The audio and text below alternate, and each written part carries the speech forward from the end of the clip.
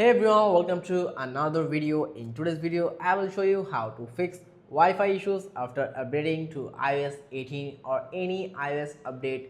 Follow these steps and let's get started.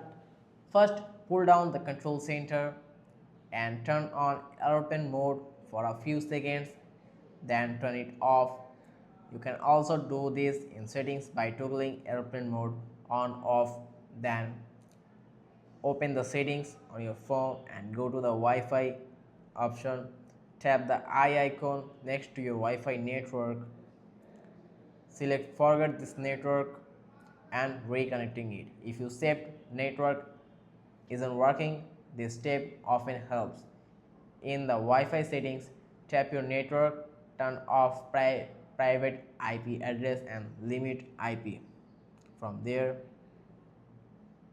okay, confirm any prompts that appear. These settings can sometimes interfere with connectivity.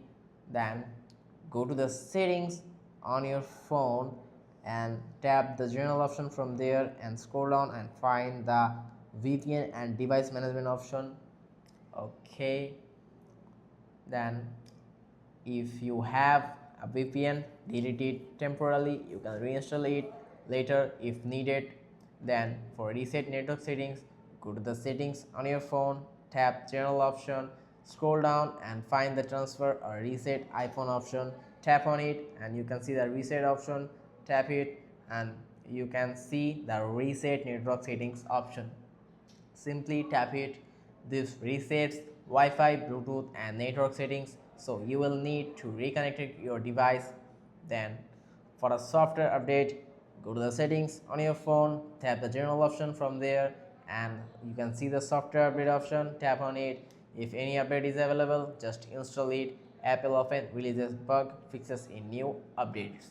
If your router supports both 2.4 GHz and 5 GHz, try connecting to 5 GHz for better speed and stability.